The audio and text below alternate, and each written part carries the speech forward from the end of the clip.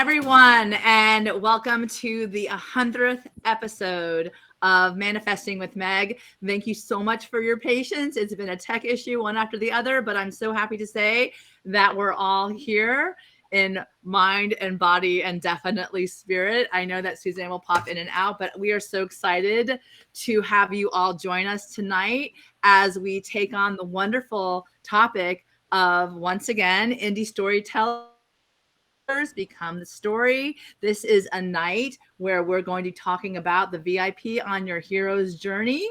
And on this very auspicious occasion of my 100th episode, I couldn't be more excited to have these wonderful award-winning authors with me tonight and talk about inspiration on the journey. I can't tell you, the last year has been highs and lows, and I can't be more than grateful to say that these wonderful people have joined me on that journey.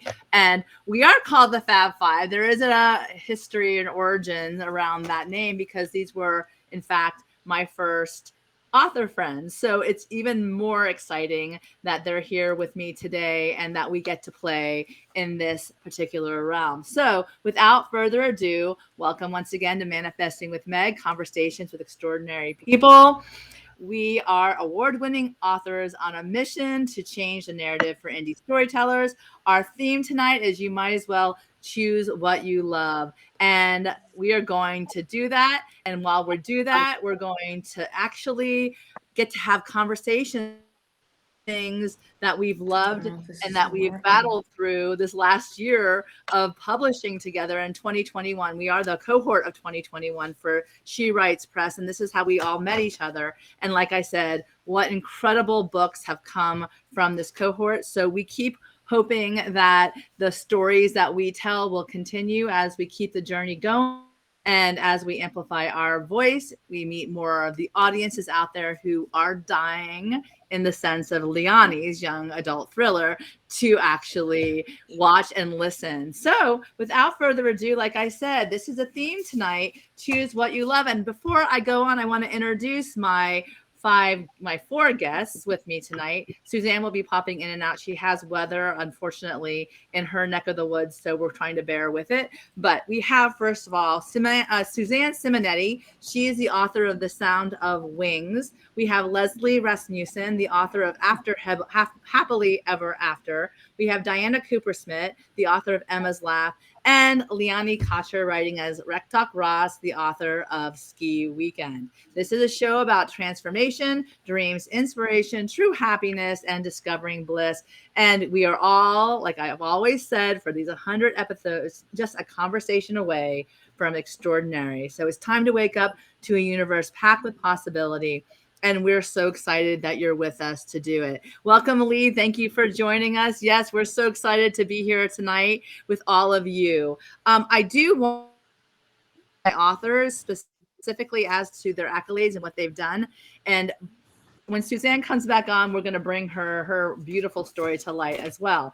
Lesli, let's start with you. She was born and raised in Los Angeles and graduated from UCLA. She went on to write television comedies for Gerald McRaney, Burt Reynolds, Roseanne Barr, Norm Macdonald, and Drew Carey. So these are definitely not lightweight authors here. She wrote for The Wild Thornberrys and Sweet Valley High. And basically, after she left her own business, she left the business. She obtained her master's degree in nutrition, ran her own business for 10 years, and now has come back as award-winning author of Happily Ever After. Like I said, her debut novels won many awards, and we can't wait for her next novel coming up, Stories We Cannot Tell. That's going to be released by Touchstone Press in hopefully 2023. We're all looking forward to seeing that. We have Diana Kupershmit. She holds a Master of Social Work degree and works for the Department of Health and Early Intervention Program in New York City. She's been published by many magazines, including Huffington Post, Manifestation, Mutha Magazine, Power of Moms, Motherwell Magazine, and oh my God, yes, we're getting here. What a great panel. I know, it gets better. After her oldest daughter, Emma, passed away, she basically wrote this beautiful memoir called Emma's Laugh, The Gift of Second Chances. It's a tribute to Emma's life, and we're so happy to have her a part of the fun. And then again, we have Liani. She's writing as Rektok Ross, trial attorney, turned award-winning young adult author, screenwriter, and producer. She graduated from the University of Florida School of Journalism, obtained her Juris Doctorate at the University of Miami School of Law, and studied writing at Southern Methodist University's Cape program. She's originally from South Florida, so I'm so excited to say she's from our neck of the woods here in Florida. Her young adult thriller, Ski Weekend, has been optioned for a major motion picture and has won many book awards. So happy to have her as well. And let's see, is Suzanne back on? I hope she's going to come back on because she is amazing in and of herself as well. Suzanne is the author of a USA Today best-selling author who grew up in New York suburbs and just outside the city. She earned a BS in marketing. She's amazing in marketing and lives on Cape May Harbor with her husband. The award-winning Sound of Wings is her first book, and she's currently working on her next novel, which will have key characters from the Sound of Wings. So we're so happy to have her too. She, like I said, is dealing with some weather up in New York, so we'll be having her in and out hopefully. But I can't tell you how excited I am to have this conversation tonight with all of you. Certainly to mark this 100th episode. And I laugh because, of course, there would be some fun tech issues. Of course, because I'm always like, I have these wonderful women surrounding me, women empowerment, always rise to the challenge. And here we are with all of you. So thank you, Carolyn Lee, for showing up tonight. We're happy to have you all. And without further ado, we're going to focus on the theme for today. You get to choose what you love. And I can't tell you what perfect insight it is around that. We have, yes, Lee, the tiaras are definite musts for us, for sure. So we absolutely love our tiaras. And I think anyone who shows up with a tiara is dazzling and stunning. So thank you for that as well. So deciding to write a book and going in the direction of your dream certainly is a wonderful adventure. The quote we have today is from one of my favorite, Jim Carrey. And the quote could not be more perfect. You can fail at what you don't want, so you might as well take a chance on what you love. That's Jim Carrey. And that goes along with the whole magical guide and the magical connections that have arrived from following that book myself. I followed what I loved, and I ended up with incredible creatives and an incredible different career track, and definitely more wonderful insights to take along. So like I said, one, grateful for the collaboration. Certainly all of you saying yes to the journey with me in this adventure is definitely been a plus. And what makes us all come alive is really the thing that keeps us moving and going strong. So really choose what you love. And I'm going to go around. I'd love your input from this quote over the last year and how it relates. Certainly let's start with Liani. Welcome. Did I miss anything, first of all, with the introduction? You didn't miss anything, but can you hear me? Yes, totally can hear you. I'm like, you guys, it's like 50-50 how long I'm going to be lasting on this broadcast. As I'm laughing because as you were talking, I just got an emergency alert on my cell phone that's like, so for anyone watching doesn't know, I'm in California. If you guys don't know, California is at like a crisis right now. The most unprecedented heat wave we've, I guess, ever had. And I don't know, Leslie, if you got this too, where you are in Southern California, but my phone says power interruptions are most likely to occur. Please turn off and reduce non-essential power if help allows now until 9 p.m. So fingers crossed. Yeah. I'm going to last for the next few minutes. But no, you did not miss anything. That was a wonderful introduction. I'm very appreciative, and I'm very excited to be here as well. I love the fact that, this is all perfect as to the last year, I think, for publishing, right? Like you have this intention, you're like ready to go. It's a huge celebration. You want to get excited about it. And then boom, like crazy stuff happens. And you're just like, all right, just got to go with it. And I think that kind of, yes, Leah, exactly. Very, very, I think that's kind of indicative of this journey. Certainly, trying to go with the flow, manage your expectations. I mean, listen, my expectations were that we were all together here, 5 of us. And I know Suzanne's going to keep trying to come back on, but things happen and you got to roll with it. And I guess when you're like, I love it because, and I'd love for you guys all to speak to this too, Lesli and Diana, you know, it's kind of like, if you're too fixed in that type A personality, then my God, you're going to go crazy. I don't know, Lesli, what are your... I'm the same way. And I'm just laughing also because COVID came when we all had these books coming out. Yes. We all met because of Zoom. Like, Yes. I mean, now a lot of us have met in person, but COVID really created this cohort and created all of our connections because there's people across the country. I mean, you guys, I mean, Liani's not that far from me, but Diana, Suzanne, and Meg are all across the country from me. Side of the country. Yeah. So, I mean, we all met here, you know, and we've all become so close, which is pretty funny because you take it back a few years ago and that wouldn't have happened.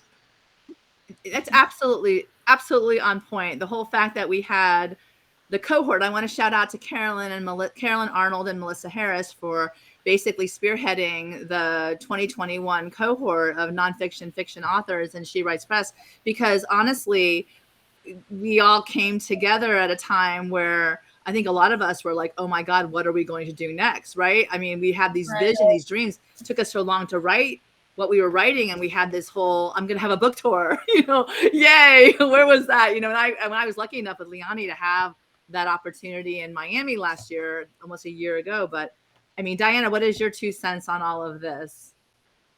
Yeah, no, I think Leslie's right. COVID created the perfect storm, and it sort of forced all of us, you know, into hiding, but also into connecting with each other. I'm not like a group person. I don't seek out these kind of scenarios. So I feel very fortunate that we were brought together by Carolyn and Melissa organizing it. And otherwise I would not, you know, I think it's funny because like in my case with Emma, when she was alive, she was like the conduit. She brought everybody together just because she was like the epicenter, and she was nonverbal. We had to speak for her. So she brought, you know, I found myself in this community, in this village of therapists and other parents and nurses and our friends all congregated. And I feel like this is just an extension of my life, our life with her, is that now she helped me to create my other village of author friends. So I don't think it's a coincidence and manifested. Yeah. I mean, even to your point, today you opened up the inside of the book, and I won't give it away because I'll let you do that. So I'll let you tell your, but the reality is that there are some other forces that, and I believe that with the manifesting, certainly, you know, other things that are working on the outside that are, you know, coming into fruition, that are actually helping us, you know, pushing us along, and, you know, kind of getting curious. And I want to go back to the point, you know, when we're trying to show VIP, and for me, VIP stands for vision, intent, and purpose, right? We have a vision, we have an intent, we have a purpose. That's how we show up at our own hero's journey. That uncertainty is there. Like, nobody knows what's going to happen when you say yes to a different path, you know, for sure. And I would like to ask each of you, you know, marking a big moment in time for me, 100 episodes, but really, I think it's the friendships that more so that have been made over the last 100, you know, different shows that I've made. Certainly, I don't know what I would do without you guys. Don't know a lot of the cohort, what I would do without that as well. So I really have been focusing on magical connections over the year.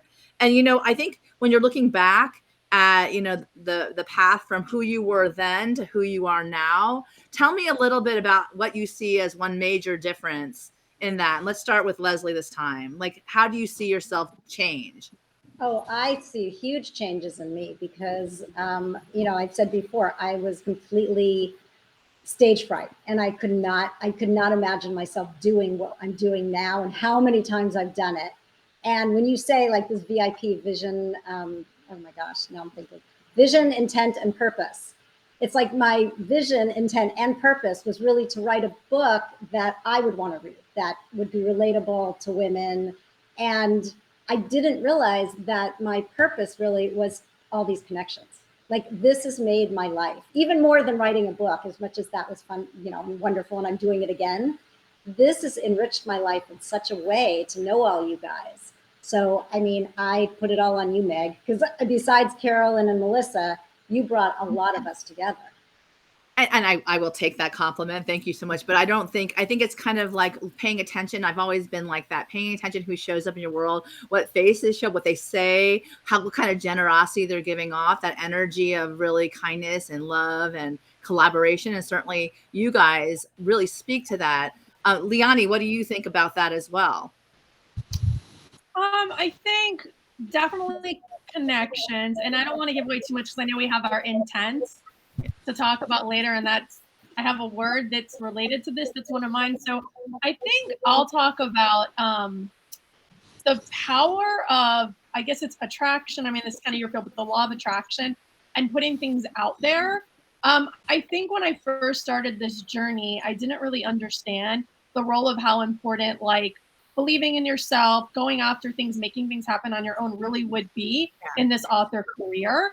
And I think, like, the process of having to do a lot of it myself, I really learned that you get a lot of yeses. It's not like things don't happen automatically. And I don't even know if you have a huge team, like if you're Stephen King or something, I don't even know how, if that even happens for them. I think the fact of like putting ourselves out there, trying to talk to as many people as possible, trying as many different things as possible, I think is really what ultimately opens up doors, at least in this world as being an artist and a creative.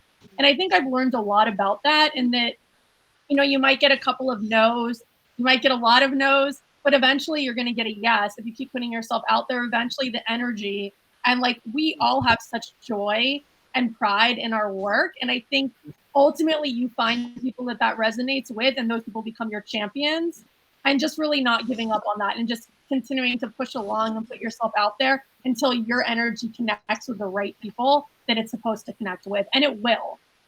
Yeah, I love that. I love your point. And it goes back to, you know, look at Carolyn saying you're such a model, a successful model, putting yourself out there. And, you know, one of the things I think is really important with regard to what she's saying is that what the whole quote is about tonight, you can fail at what you don't love, you know, or Yeah. you know, I mean, so why there's no safe bet. There's no safe bet. And I mean, I know that certain things that you have that you're responsible for and you got to take care of, you know, the basics, but who said you can't bet on yourself and do those things and bring that in? And, you know, they always say, when you pray, move your feet. Like, if you're going to really ask, then you need to show up and ask and then move and believe in what yourself and believe what you're doing. Diana, what are your thoughts? Yes. I mean, in terms of how I've changed, and if I've changed, I've, you know, changed tremendously. My journey started out very lonely and very selfish and very self-absorbed. I was writing from a grief, and it was only supposed to be for me. And then it took on a life of its own, and I started pursuing getting it out into the world.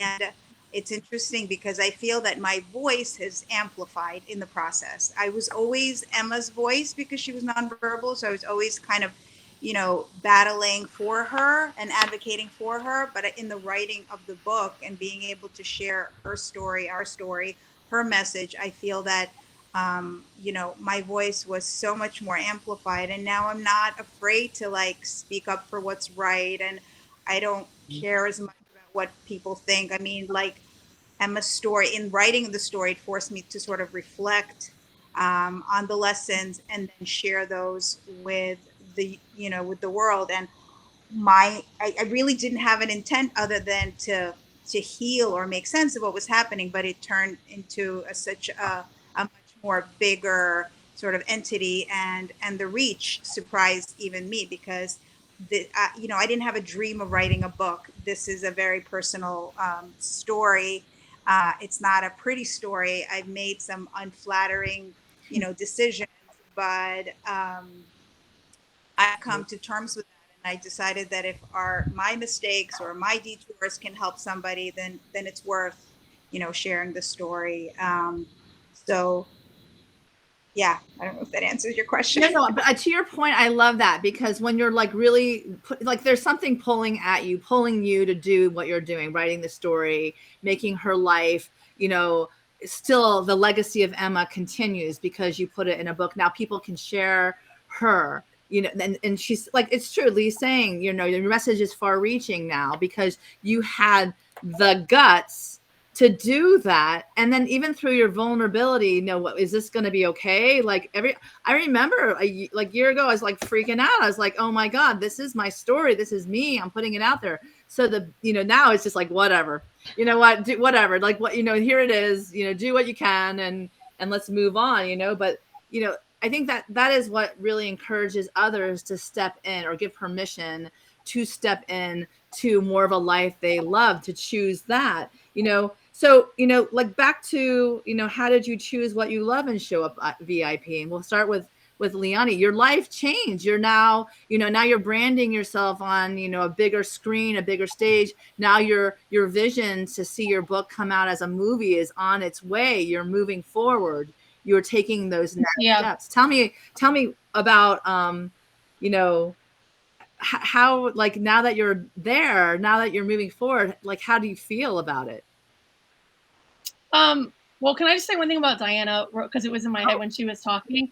Absolutely. I do think the authenticity, like what you were just talking about and what you showed in your book, I think being honest and so raw really moves people, because a lot of people, especially in memoir, aren't able to do that. Like they have painted in their head, because I have a book club and we talk about this a lot. I've read a lot of them where it's like they're not totally honest in their own memoir, and it comes out as, inauthentic or whatever. And I think the fact that you were able to do that and paint yourself in a light that, as you're saying, is maybe not the prettiest light in the world, doing that, I think, is really what, and Lisa this too, is really what changes people's lives and makes that far-reaching momentum. So I want to like kudos you on that, because that's not an easy at all thing to do, to be real like that. And I think people really resonate with that. And then for me, it's funny because we've all connected so well, but our journeys are all so different. And Diana was talking about, like, she is on a personal, like, this was a mission for her, a book of love. And she didn't necessarily consider herself a storyteller, but this was like a gift she wanted to give to the world, to talk about her experience with her daughter. And for me, it's funny, mine's totally different. Mine's like, I've always wanted to do this, and I was never able to do it. I was like an 80s baby, and I was like the first generation of women where we didn't have to necessarily, not that there's anything wrong with these careers and they're amazing, but you weren't pushed into being like a nurse or a teacher or whatever, like the women type careers are. We were the first generation that, like, our parents said, you can go be a lawyer, you can go be a doctor, you can go be a businesswoman. And so I think I sort of felt a little bit of like an obligation to go do that. And my family certainly wanted me to do that as well. They were kind of like chomping at the bit to go out and get a job and make a lot of money, because we didn't have money growing up. And I didn't really get to explore the fact that, like, well, what I really want to do is I want to tell stories, and I want to like move to New York or LA and eat peanut butter and jelly and try and like make my way in the world as a storyteller. It wasn't an option for me. And so I think I've wanted to do this my whole life, but I've been on the path of being a lawyer, being the businesswoman, making the money. And eventually, right when I was like turning 30, I finally realized, okay, you only live once. This is what I really want to do, and kind of making that break and taking baby steps. But ultimately now I'm at a point where I am 100% focused on writing, both as a fiction writer. I'm now trying to, my feet are getting wet as a screenwriter, a producer as well, hopefully kind of pushing into both worlds. And for me, it's felt amazing. I recognize I do have a lot of privilege that others don't, and the fact that I'm older is first. It's funny to say being older is a privilege, but in this sense, I think it is, because I have been able to save money. I have this stability. I don't have little kids. I have older kids that are now grown up as well. I do have time to write because I'm not working full time anymore. This is my full-time job, but I'm having a great time, like finally being able to do what I think I was put here to do. To your point, it's interesting because, I think that's the beauty of getting older, is at one point in time, you don't have really a lot of time to futz around, right? Like my mother would always say, futz around, and you do whatever. Like you start to focus. And I think that goes back to the whole idea of like, we're really welcoming this VIP experience because you're going to show up, because what do you have to lose at this point, right? You're like, your whole life is differently set out. You have those things, those first checkpoints where you check off, done. And now you're like, okay, what do I really want to do? And Lesli, tell me a little bit about your perspective with regard to this. Well, it's funny because both Diana, Liani, and I all came to this in a completely different way. I, grew up in Los Angeles. I was nuts about every studio. I broke into all of them and walked around, and I thought I wanted to be an actor. And so as time went on, I realized, okay, I'm not going to be an actor. I never, even though I wrote my whole life, I wrote lots of like crazy things and essays and things like that. I never considered being a writer. And I think part of that is because I didn't think I could make it as a writer. There were not that many women. I wanted to be in Hollywood no matter what. So that was like my goal. I didn't care what I did. So when I was pursuing, being a producer, a regular producer, I just through weird pivots ended up writing. And it's just funny because I should have done it my whole time. And then I had another pivot, when I got the master's and I wasn't writing. And then I had to go back to writing. So I understand like what everybody's saying, but sometimes you don't even realize that is what your passion is. Like you don't stop and go, what am I good at? What do I really enjoy? You kind of like Liani was saying, you might follow in the track that your parents tell you. So it's going to be a lawyer. I mean, I thought I'd be a lawyer when I was in high school, and then it's like, I was like, I don't want to go to law school. I'm too shy. I didn't want to raise my hand, or I didn't want to get called on because, what was it? The Paper Chase or something, whatever that movie was. The Socratic Method. Yeah. Yes. Whatever that movie was, it scared the hell out of me. So I wasn't going to go to law school. So, it's like we all came to this in a completely different way. I mean, Meg, you were a lawyer. So it's like, both of you. I love your points with regard to this, and Lee's saying, we all have different journeys that led us to writing. And the cool thing is, it does really connect us rather than separate us, because, the whole thing is about telling stories. And one of the things that we're focusing on is that, not waiting for someone else to give us permission to publish our stories. Yeah. And the thing is that we're all very well written at this point, certainly edited, obviously, after the fact to put it out there. But even with regard to the products that were the books we're putting out there, these are stories that were in our hearts to tell. So there's they say that bray in your heart that pulls you forward. Diana, what about you? What are your thoughts on this? Like, as far as, where you stand as the VIP on your path, and maybe what this book has actually given you now, after you did open your mouth because you had to, cheer for your daughter, Emma, and then subsequently your life now, which is even the pictures. You take beautiful pictures. You see the world very interestingly different. I think if people read your book, they'll get a little notion into that. But tell us a little bit about that.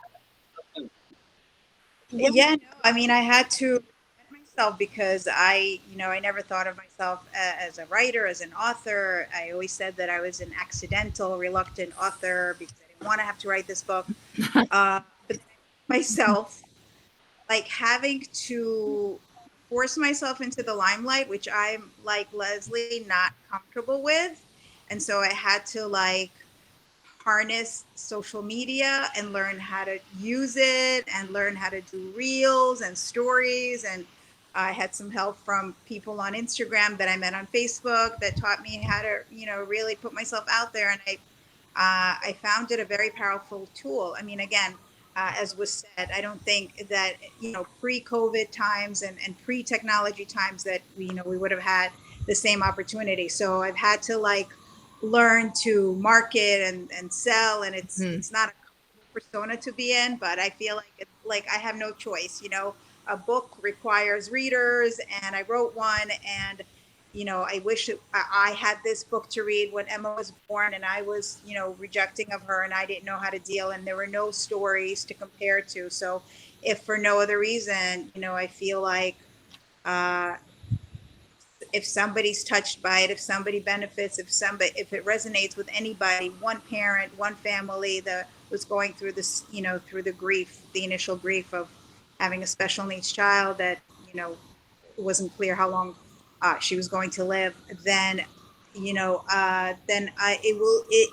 was worth it, to go through the reliving of our 18 years with her and losing her.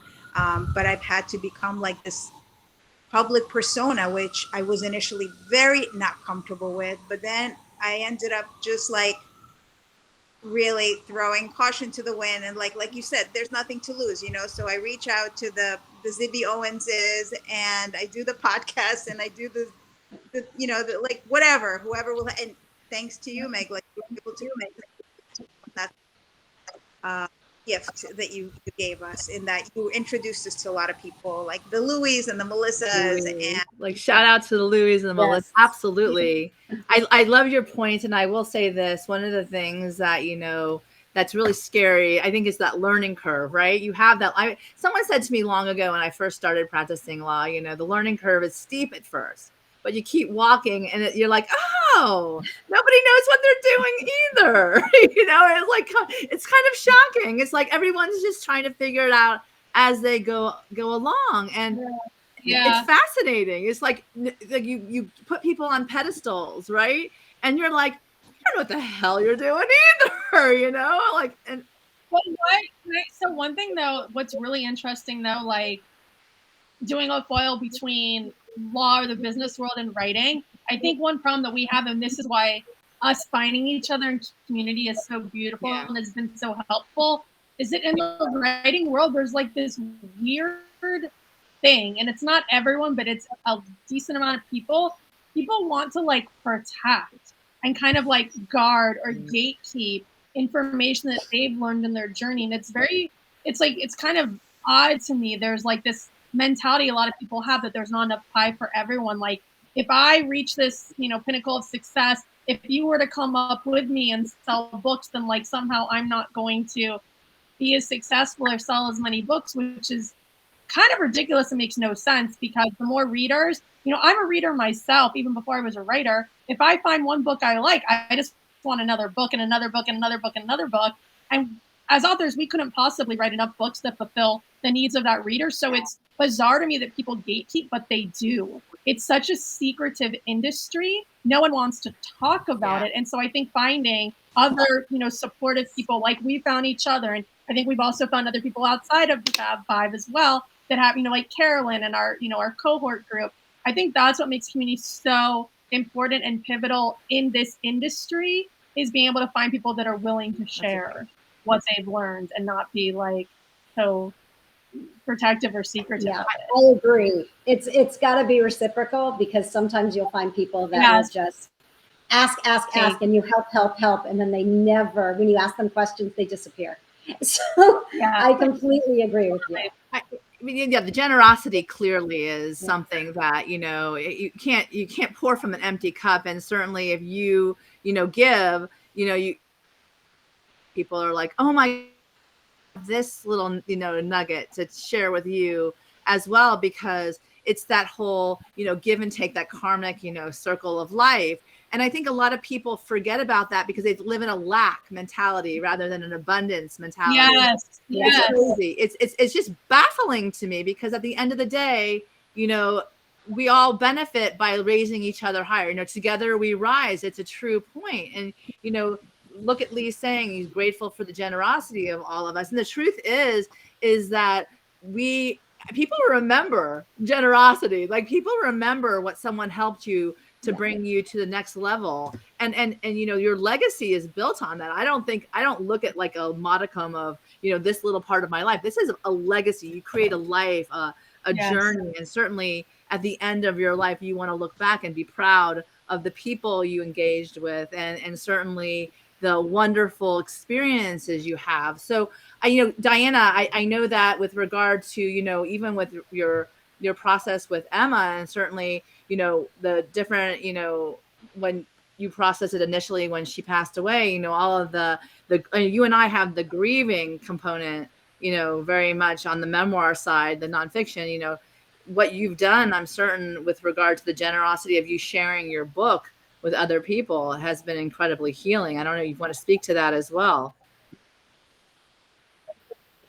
No, yeah, absolutely. And it wasn't something that I even expected to receive in the writing of it. It was just a process of this. I'm compelled to do this. I'm gonna grieve in this way. I'm gonna make sense of it, and then something bigger came out of it. So yeah, and the reach really surprised me, because I expected a handful of people to read it, and I was okay with that. Like, this was not a dream of mine to, I just felt like when she passed, this couldn't be the story, the end of the story. So I wrote the story, but in the writing of it and after the publishing, like the reach is just unbelievable. Like, I'm hearing from people in Estonia, like expats in Estonia, a woman who's a parent of a special needs child, who found my book through another parent in Hong Kong of a special needs child. And so it's like Emma's reach is phenomenal. It's unfathomable to me. So very grateful for that. And so a brief, journey turned into something beautiful and meaningful and universal. And I didn't anticipate it. And I'm so very grateful for it. And I want to speak to Suzanne. I know she's not on here, but she is really a part of the circle, certainly, from the very beginning. And she's incredibly apt at marketing, and she's wonderfully generous. And her book, The Sound of Wings, is just beyond amazing. And the reality is that as we go along in this life and you meet these new people, because you said yes to this journey that you wanted to take, that you love, thank you, Tammy, for saying that's amazing for Diana. It's so true. The bottom line is that the beauty that comes from those new connections will reach further than you can even imagine. Yeah, Suzanne is so generous, and she has an ability to really make people feel seen and heard, and she gives of her time so readily. I right now, I feel like she is here with us. Unfortunately, technology is not allowing that right now, but it doesn't mean that she hasn't been such a profound, actor in this whole beautiful play that we've constructed over the last years. And certainly, one of the things that I've loved about having her in my circle, which I'm grateful to all of you for being a part of it, is there's this sense of encouraging. We got this. Let's do this. Is always you get on there and you text, you're like, what the actual AF, that's happening in the world, because things are like really crazy. You can't believe some people in the business do what they do. And they're not good at what, as lawyers, it's like shocking. It's like, get your SHIT together, please, because this is not acceptable. But at the same time, we can all like vent with each other, and, one after the other, we are heard, seen, etc. And yes, Suzanne is amazing. And the wonderful part is that, start to look around at that mirror, the people who are reflecting back at you, how you're showing up in this world. So, one of the things that I really find amazing is certainly what inspires us. And I probably have Suzanne's quote here first and foremost, but actually, no, it's Diana's. Diana sent me her photo image of her inspirational quote. That certainly is beautiful because her daughter's gorgeous face is up there. And the quote reads as follows: normality by a paved road. Normality is a paved road. It's comfortable to walk on, but no flowers grow on it. That's Van Gogh. And I love this. Diana, tell me what this means to you and how it inspires you on your wonderful path. Yeah. So, before I became, normality was, the goal, right? Or beyond normality, exceptionalism, right? We were immigrants and we had to prove ourselves in this country, based in opportunity, at freedom, etc. And so when Emma was born, it was, quite a shock to have like a perfect child. This is how I saw her. And so what I learned after I initially rejected her and then accepted her was that she was the flower in the path, and I learned to value people differently, obviously. And so I don't strive for normality, because normality is boring and it's not inspirational. Give me a cobblestone street with like weeds and flowers growing in the midst, and I'm good. It's to that point, I just wanted to say my daughter's reading George Orwell's, right? What is it? 1984, right? Yeah. And I'm laughing. I was like, oh my God, you don't want to be a drone in life. You want to show up with how special as you are. And I've said it before. It's like, you have wonderful talents and gifts. The normality is those who just basically, show up and imitate others, but not show up as an authentic self. And the fact is, I think that, having read your story, Emma certainly pushed you on to be this dynamo, this diamond, like certainly Diana, Diana the diamond, because we've all benefited from, seeing the world through your eyes, as you have your own photography business now, which is so much fun to watch all your postings. And that came from Emma. Tell us a little bit about that. Just speak to that a little bit. I would love to share that wonderful talent of yours with others. So yeah, I mean, photography sort of fell into my lap. I started posting pictures on Facebook of my kids, all three of my kids, and then my trips to, Amsterdam and whatever. And somebody asked me how much I charged. So then I realized somebody was willing to, pay me for it. And so I continued to, in the first couple of years, my photography business sort of blossomed, and Emma became Emma became more visible. She was always sort of like in the background, I feel like, because we couldn't do as many things with her physically. It was difficult to take her places. She was non-ambulatory, and she had a lot of medical issues. But photography, sort of, I was able to, through Facebook, introduce the world to her, and then, or her to the world. Um, and at her 18th birthday, I recorded a video of her, like, showing all the things that she learned over the course of her lifetime. After the doctors told her she wasn't going to make it past her, first birthday, and we were here, like, aiming a middle finger at this doctor who said she wasn't going to live, and here she is celebrating her 18th birthday, and my husband would say, like, why are you putting her on Facebook, or whatever? And I'm like, it's none of your business. I'm proud of her. I want to show her off. And then, of course, she passed shortly after that. But then now my husband's like, you know what? It was such a great thing that I made that video. Like, it needed to be made, because now I look back and I was just like, that's how photography. So if not for the photography, I feel like people wouldn't have connected with our story as much, because she was in the public eye. Like, she Beautiful. was now the star that had a story to tell, and I had to put the words to it. I did when she was alive, except that now, it had to be on paper. I love So that. photography do that. And now I sort of, I'm using my marketing, my marketing skills, because it's much easier to books, I feel like, than paperbacks, right? And we all are sitting, I think, with a little bit of inventory there. A little. Right? Well, I'm using my photography, like, to help me sell the books too. Like, I offer a discount if people want to read my book, and it's been working. So that's fantastic. It's what is the necessity, innovation, and necessity kind of go hand in hand. I know that's not the quote, but certainly I love that. That's amazing, Diana. Thank you. And then our next one is Liani's "Stop Saying I Wish, Start Saying I Will." This was your inspiration. Oh, Diana. Oh, we have Suzanne. She's on. Did someone say inventory? Absolutely. Oh my God. Yes. Like I gotta say, there's wonderful ways back to photography that we all have to come up with different ideas, marketing ideas, and she is the guru of marketing for sure. So back to Liani. Yes, she is. Yeah. Stop saying I wish, start saying I will. Tell us about that and what inspires you to do so. Cool.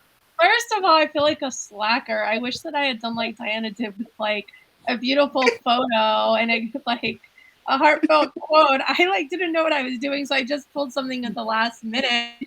And one other, if I may, just one thing about Diana too, to give you like your flowers or whatever about photography.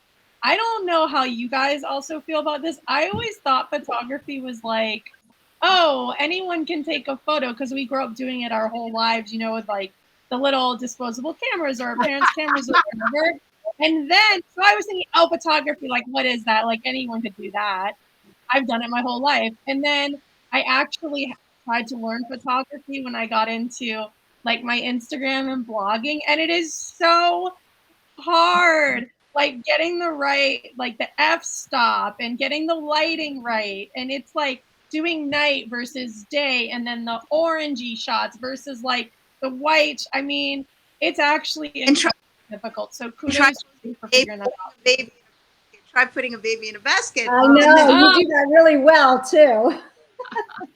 Oh my God. I can't even, but it's funny because I always thought that was like, oh, and it's actually incredibly difficult to be a good photographer.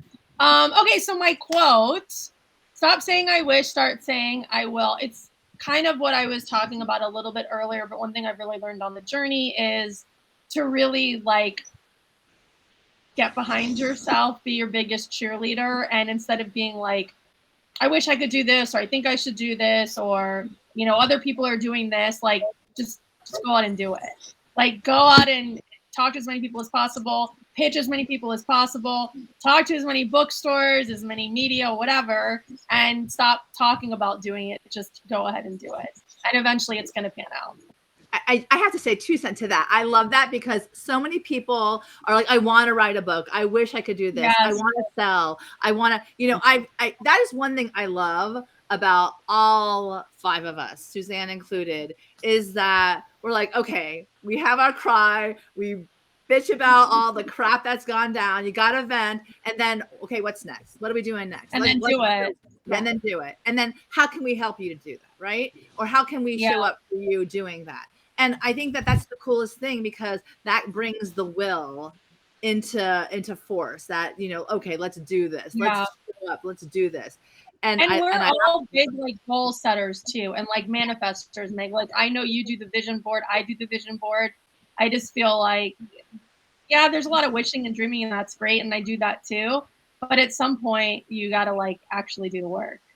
Yeah, and Suzanne's saying we always pick ourselves up and keep going, which is I think it's huge for indie authors because you're not only you're in this world, you know, the traditional authors seem to have their own little corner and they want to protect it with God knows all their might. Although I can tell you more so they're being more generous, and I will say kudos to those that are welcoming us into the floor because we are all storytellers. There's no dichotomy between, you know, the label that the industry gives us because we have a platform or we don't have a platform. So I really want to shout out to those authors that are welcoming us into the fore because good story is good story. And we all have a story to tell. And to that point, I go to, and you know, she's not able to speak to it, but this is Suzanne's. All months are crude experiments out of which the perfect September is made. Virginia Woolf. And, you know, she did write her intention around it, which I really absolutely love. It's that, you know, you got to change with the seasons. You have to move with the seasons and be, you know, flexible with that. And then certainly, hopefully she'll chime in so I can speak to whatever she is saying here. But I love that because, you know, we learn so much. And it kind of reminds me of the quote where I find myself at the beginning of the path seeing things differently because of all that I've learned before then. And I know that she has a different take on this, but, you know, it's kind of like the different seasons to, you know, shine brighter because we've learned so much because we said yes to that journey that, you know, was a little frightening at first, but we said yes to the uncertainty. Okay, leap of faithing it. Let's do this. And hopefully she'll it's back to we pick ourselves up and keep going. And the truth is that, you know, in every season, you know, there's planting season and then everything else. And our perfect September is more than a month. It can be anything we're hoping to achieve. This is what she's saying now. And that's absolutely true. I think that, you know, we're all at the beginning of kind of a new cycle right now. Fourth quarter's begun and we kind of like stand at the beginning of a new vista, a new horizon. Our last quarter of, you know, the year 2022 is coming to, believe it, right? And then the reality is what are we going to do with this opportunity we have? We're all alive, we're all breathing, we all have, God bless, you know, health right now. So what are we going to do with it? I love that, Suzanne. That's beautiful. Our perfect September is more than a month. So let's do that. Let's keep going in that fashion, showing up for each other and with that generous heart. And then, of course, we have Leslie's. If it doesn't challenge you, it doesn't change you. Anonymous. Talk to this. I love this inspirational quote. I love it. Well, because I'm one of those people that always like was perfectly happy to sit in my little comfort zone and be fine and not go out of it.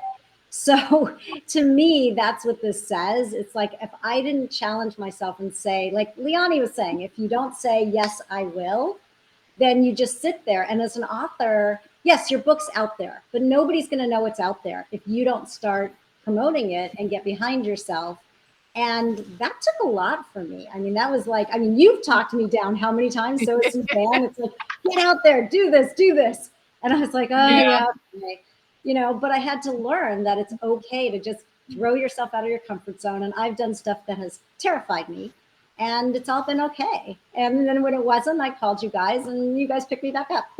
You know, and you know what I will say, the one I do love about the friends that I've made this last year is like, and I think Lee, someone was referred to us. Lee was referred to us, and they were like, "Oh my God, bring her in. Let's share. Yeah. She wants to play." It's kind of like, come, the more the merrier. Have more people to join us. But the thing is, then you can share the wisdom that you've gained, Lesli, from the challenge, right? And how much you've changed, and now you're going out and doing your second book in 2023, and like literally Carolyn's saying, you really rose to the occasion. Thank Lesli, you, Carolyn.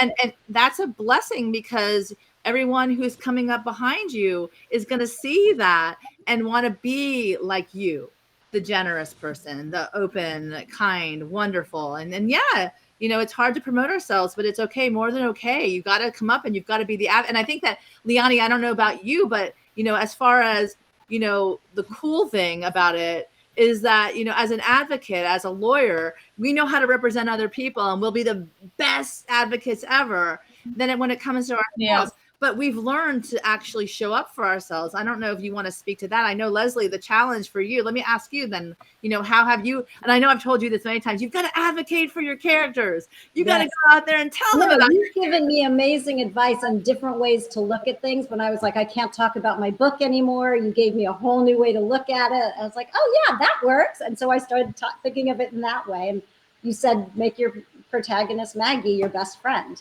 And like, you promote her like she's your friend. And that really helped a lot.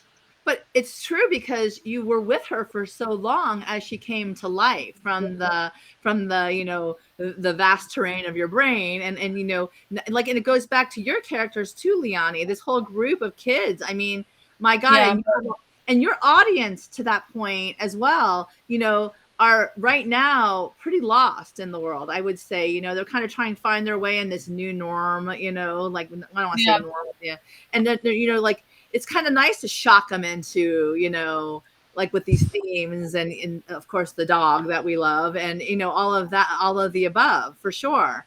Yeah, it's funny. The quote I almost gave you was the one that says, the biggest investment in life you'll ever make is the investment you make in yourself. Love it. Which is kind of what we're talking about with like, I think you get to a point, and maybe this is one thing I also learned throughout the year with change, like Lesli did as well, and Diana, and I'm sure Susan, if we had her, and Meg would say as well. We've all learned that like, you have to be your biggest cheerleader. If this is what you're going to do, if you're going to be a writer, yeah, we can have teams, we can have a publisher, we can have, PR, we can have a marketing, all that stuff. But at the end of the day, no one's going to, even family, friends, no one's going to care as much as you're going to care. Yeah. So we have to really invest in ourselves, put ourselves out there, and really just be our own biggest cheerleaders. I love that. That's amazing. And the fact of the matter is, then people are like, oh, I want to cheer you on too. I want to tell. And and if you're not used to receiving, which I think is a really important component to that, it feels very uncomfortable. Like, what do you want from me? What do you want from me? But the reality is that, the whole thing is like, that's good. Yeah.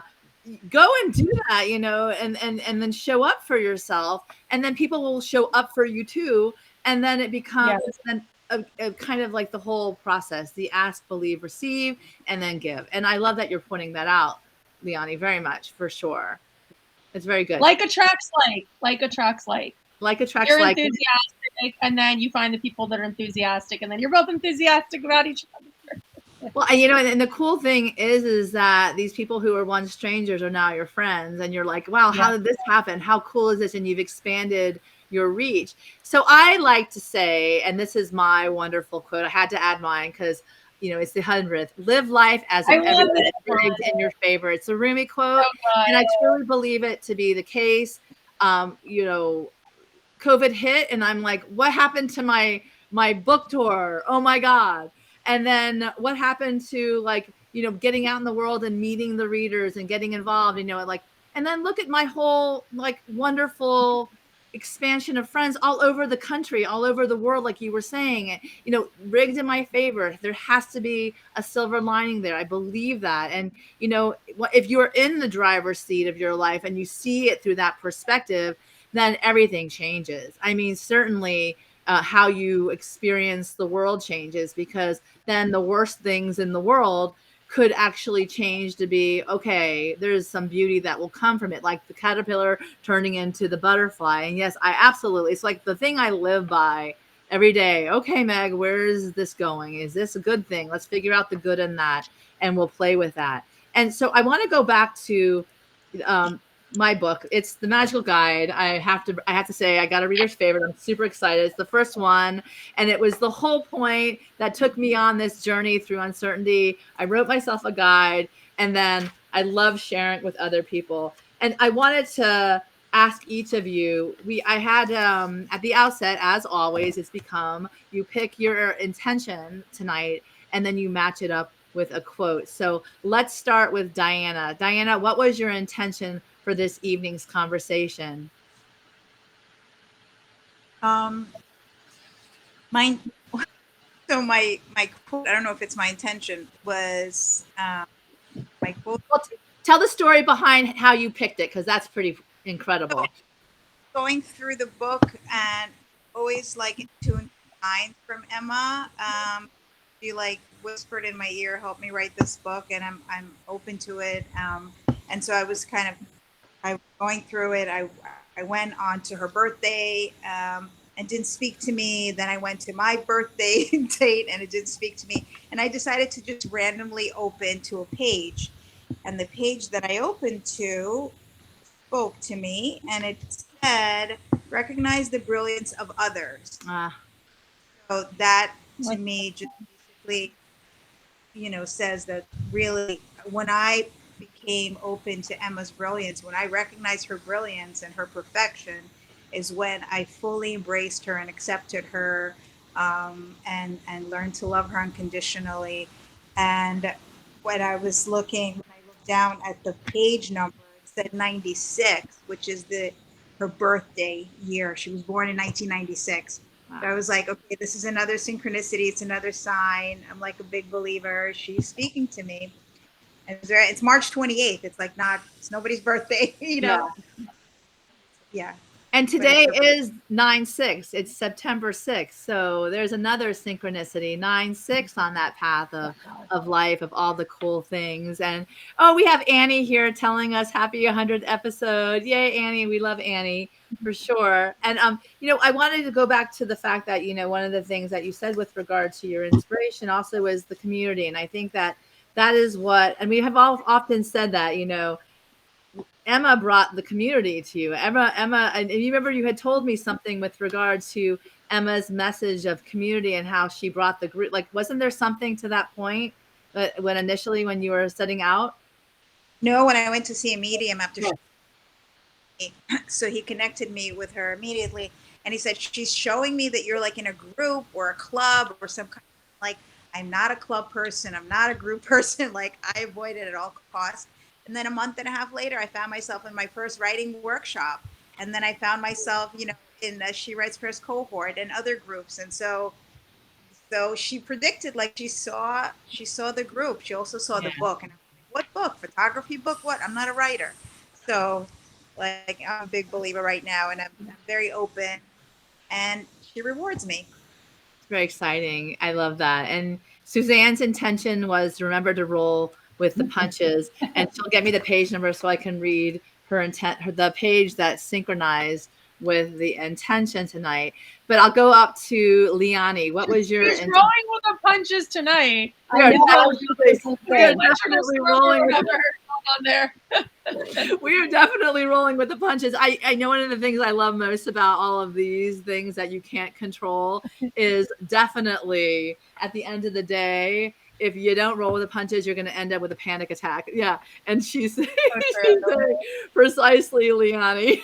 So we are working with this whole wonderful Fab Five in a different way. Her date is April 7th. Here, I'm going to read it. And this is Suzanne's.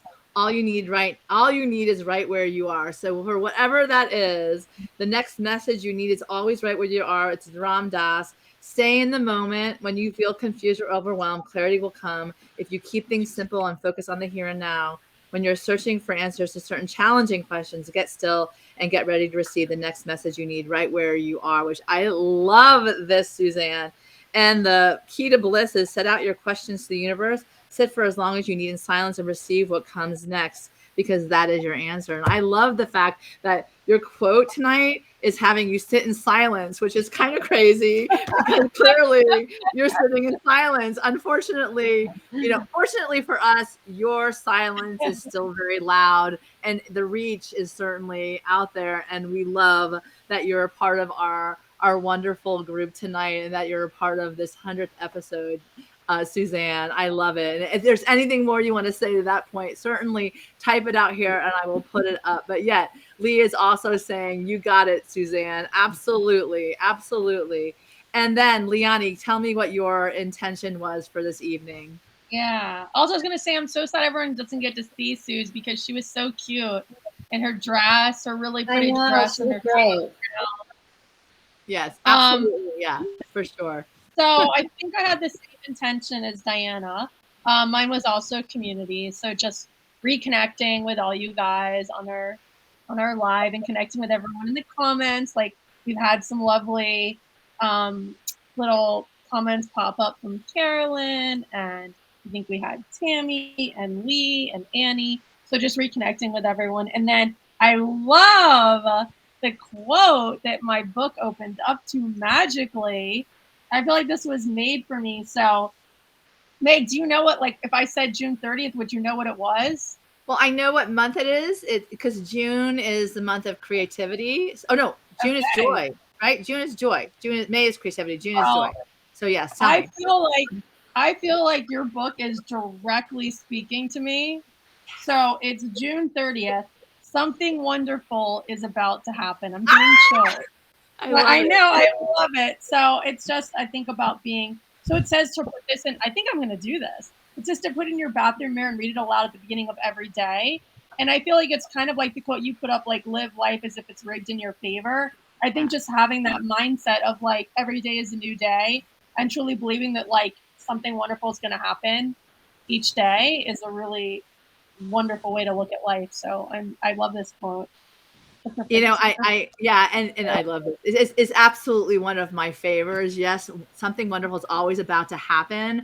I do feel that when you're looking for something good, you're more likely to find it for sure. And I'm going to leave Suzanne's name up there as much as I can. I absolutely love that. And part of your intention, certainly with the community that we've built, I think that as far as that's concerned, I mean, I look at all of you. You are my friends. You're my sisters. We have really walked a journey together, kind of similar to a spiritual pilgrimage in this whole other realm. And we've been there for each other, all of us, everybody here in the audience. We've all been there for each other. And it's really quite beautiful. It really is something to be applauded that there's still people in this world who will support you and take care of you. And yes, when you do find those people, something wonderful is about to happen. It's so good. So Lesli, take it away. What is your intention tonight? My intention was basically what you all have said, but it was just to celebrate your 100th episode with the 5 people that like I really got to know the quickest, the best through everything, and who have like saved my life. So that was really my intention. So it's community, but it's like especially you guys. Yeah. And whenever you ask us to pick something, I never just look through the book. I just pick a number and open it up.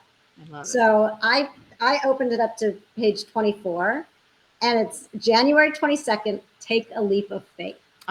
So good. That's a good one. It's kind of like everything we've been talking about is get out of your comfort zone. And when I read it, I was like, okay, I get it. It's me. Take a leap of faith. Just do things that you wouldn't normally do.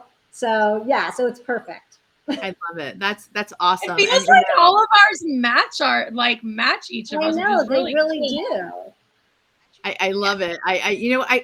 All of this about, starting to show up the VIP on your journey of life, right? Like all of it, something wonderful is going to happen when you do, you choose, what happens when you choose what you love, the community that these beautiful people who have been so important and impactful in our life, when they leave us, we know that they're still there kind of guiding our path, and we're paying attention. They'll show us the way, and that everything will be okay. They're still with us. Like they show up in like numbers 1996, 96. These are the things that are still a part of our world. We are not alone. And these leaps of faith that we just jump into. and also back to remember to roll with the punches. Like, there's nothing more that I wanted in this world than to have all 5 of us on screen tonight. And I will take her in I'll take her in the feed with us because Suzanne means so much to me, and all of you do, and Annie and Carolyn and Lee and Stacy, all of you, because you are the people who I choose to surround myself with, and everyone else who's listening.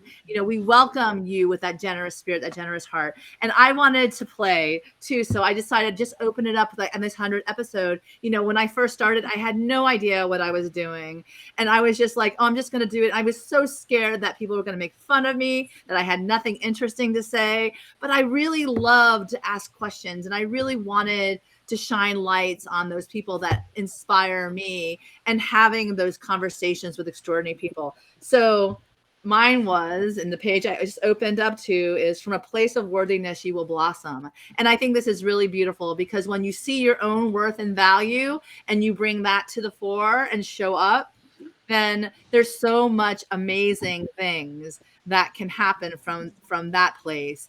And yes, Suzanne is right here. I love her so much. And We love you, Suzanne. I love We her. love you. And the magical guide is saying, reach out to someone you love, telling that person how much he or she means to you. And I think that more than anything on this 100th episode, I couldn't be more grateful for each of you showing up in my life too. Suzanne, Lesli, Liani, Diana, all of you.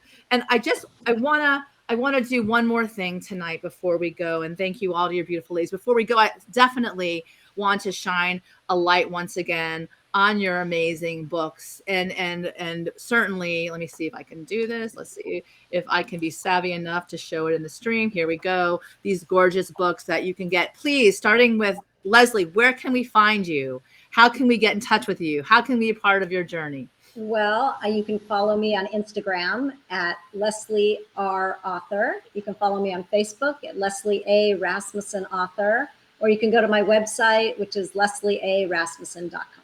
I love it. Diana, where can we find you?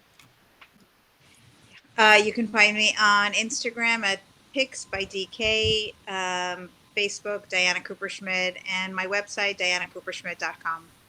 Love it. And Liani, where can we find Rektak Ross and her magic? So I'm everywhere. All social media, I'm at Rektok Ross, which is my pen name. So REKTOKROSS. This is the intellectual property attorney in me. I got the username is the same everywhere, and the website is rektokross.com. And if anyone's on TikTok, I know Meg's like getting on there. That's kind of my new thing. But I will meet you anywhere. Slide into my DMs and say hello. I love it. And then Suzanne Simonetti can be found at www.suzanne, SUZANNE, Simonetti, SIMONETTI.com. So make sure you reach out to every one of them to look at their beautiful books. They love book clubs. Definitely invite them on and have them talk about their wonderful books, share their stories. You can ask them about their, beautiful beginnings, ends, all of the above with writing and what their future has to hold. Before we go, once again, the indie storyteller, how the storyteller becomes the story. I would love for each of you to give a final inspiration for anyone out there who is waiting to hear that one thing that they need to hear that'll turn it on its head as far as, I'm going to do this. I'm going to take that leap of faith that something wonderful is going to happen. God. I know, It's big. so much I ask pressure. big.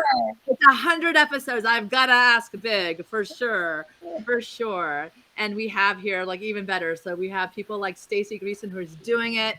We need a reminder. You all rock. Keep it up. So there's definitely inspiration to be had. Once again, we're all fabulous, and we all are fabulous and inspiring. So back to once again the final inspiration. Susan's going to put it in the feed, and we're going to share it. So let's start with Diana, because she's not saying that's not too big. I know Diana's got magic at the tip of her tongue. So that's the final inspiration to go do that, what we always wanted to do, to choose what we love. And here, I'm going to put this up here too. I mean, I think like if I were to leave with the last quote is, to believe that you can do hard things and to choose people that choose you. Love it. That's Those are beautiful. good. That's beautiful. Lesli, go for it. I would say find, even if it's one person, somebody to have your back and somebody you can vent to and go to and start a community there with one person, and then just keep on going and find people that are like-minded. I love it. I love it. I love it. Here, and Susan's going to be putting in here, but mine is don't be afraid to start something that aligns with that thing that you love and come alive to the beauty of your dreams. Because in a year from now, and my book is a year tomorrow, it's been out. A year from now, you're going to be like, wow, we made it. I have so many more people with me on this journey. I'm so grateful for. And I can't be more appreciative and tell, like I said, remember to tell those that you love them. And I love you ladies so much. You have no idea. And you always know you can count on me. And here we have Suzanne's final inspiration. Meet yourself where you are. And that is just the perfect place to end tonight. No, I didn't get to go. You didn't go? I thought you, no, oh my I God. because You told me to ask Big, so go for it, Liani. I can't believe it. Mine's good. Oh my God, Liani, go for it. So mine's stolen from TikTok. As you can tell, I've been on it a lot because I keep talking about it, but it's a lot better if you see it visually. So try and imagine it in your head, but it goes to this really beautiful music and it says, "We're all gonna die and no one's gonna remember you, so F it." And we think way too much about what other people think and what's gonna happen and what's if I fail, blah, blah, blah. But the truth is our time on here is finite. So do what you want and screw it.